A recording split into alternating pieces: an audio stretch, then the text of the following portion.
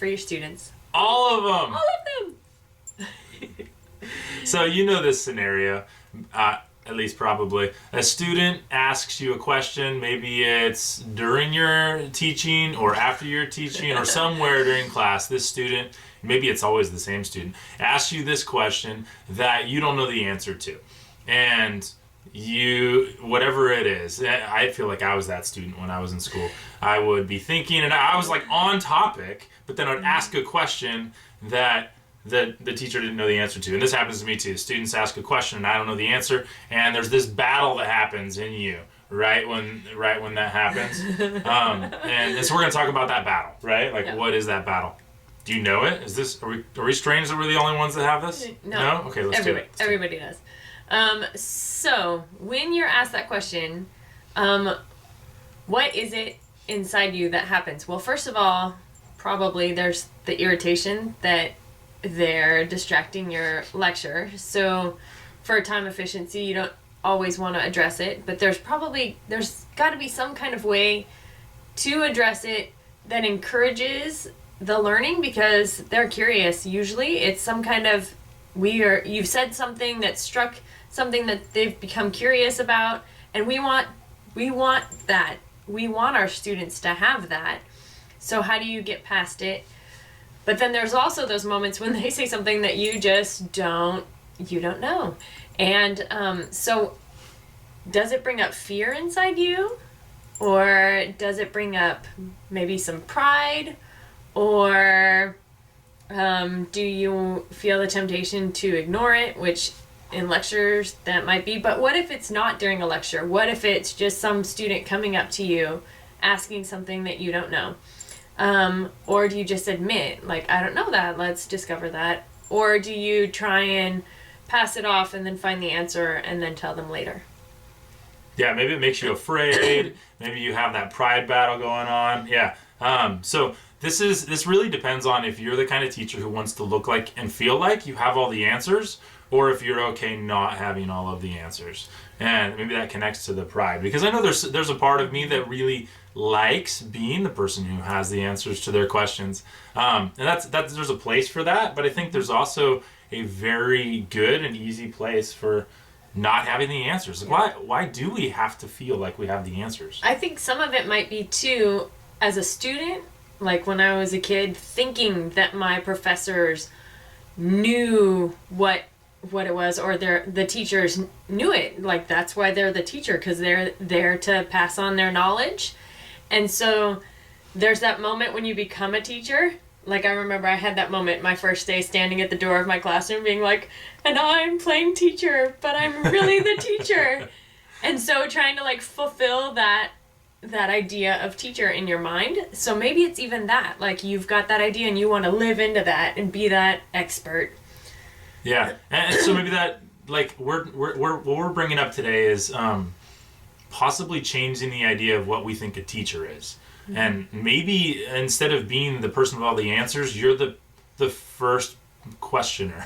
You're the person who is teaching them that they can always be learning, right? Because I had this moment when, maybe you did too, probably did, where you realized your teacher was full of crap. Like, you called them on something and you could just tell they were BSing, like they were making it up.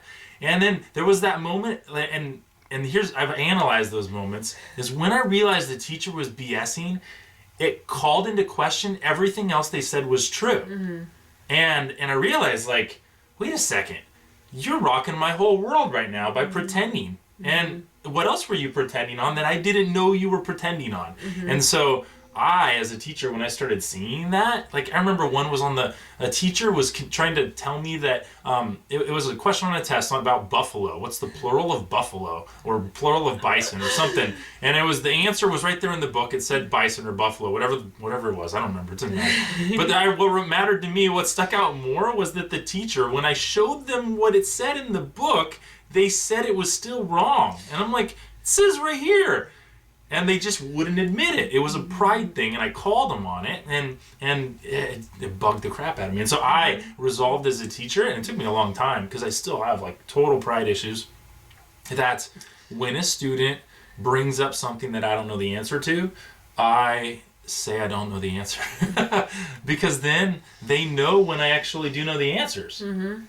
Right? And I don't even have to always present my answers like they're the final answers. Like, I'm not, you know what I mean? Like, so that's the whole question. And we want to, in the comments later today, tell us your journey on all of this. So, to answer the teaser question from the beginning, how can you have all the answers for your students? The answer is, you can't. And you shouldn't. Is that fitting right there that I asked you a question? You didn't know? I was like, I forgot the exact words. What is the answer? It's okay. See, we're all learning on this. So we can't know all the answers, and then really, like, for the health of the students and wanting them to be lifelong learners, we probably shouldn't. It's a great opportunity, and so we're going to look at what we can do when we have that mindset that we don't have to have all the answers. What does that do? What does that do? What? No, I'm like, what's the next thing we're going to talk about? One is that we respond to our kids and our teachers and admin and anybody else on campus, and we, in a way that we can show that we're in process. We don't have to know everything, and it shows that we're in process.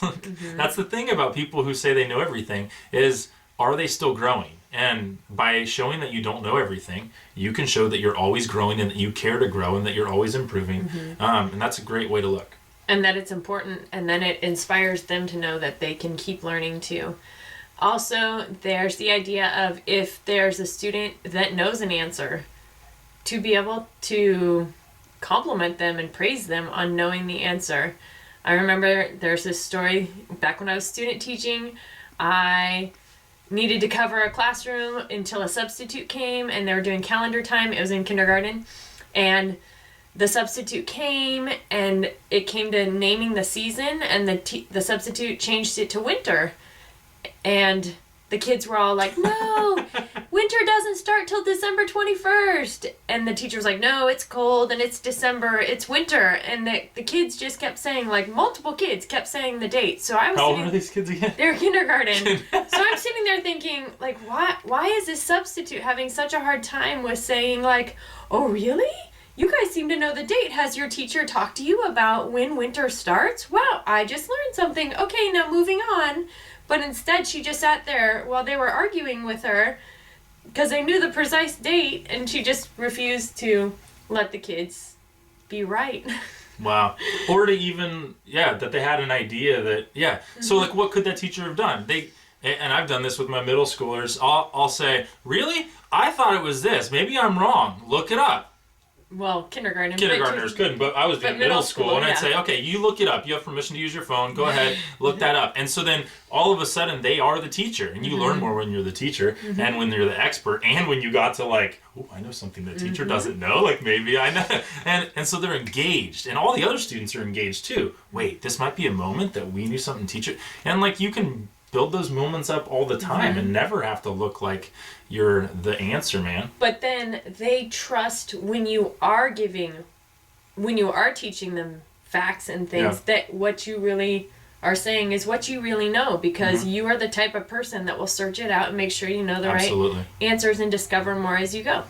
So some other things this process does for you is it frees you up from having to be perfect. There's so much pressure in having to be perfect. It's almost like pretending and faking, and you can just release all that. But you don't have to be perfect and have the answers. But I want to be perfect. I do. Really, I do. See, I think that being the perfect teacher is being the teacher who knows they don't have all the answers. Yeah, that's what I think. And then is a co-learner with the students. That's what I think too, but there's inside me that wants to just be perfect.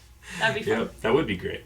But then that wouldn't be great, because then you wouldn't get to keep learning. And that's one of the, maybe the final thing that this does is it shows your students that you're curious about learning, and then they get curious about learning, and that gets contagious. Because learning things that other people don't know is fun.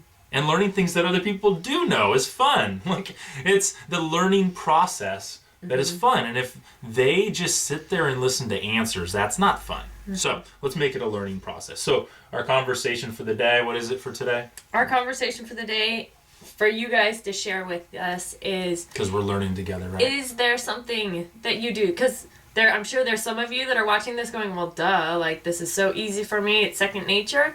Or maybe there's some of you that like you have your moments where yes, you're doing really well with this and maybe not so much, but what's a shining moment that, like an example of how you've encouraged or shown by example this this journey of learning, and that you don't always have the right answers? Or is there like a catchphrase that you say so that it helps keep the kids knowing that you're always learning? Something. Share your ideas and thoughts about this. Yep, put them down in the comments, email us, but yeah, comments would be great, and we'll talk about this because we want to learn together with you. So keep learning.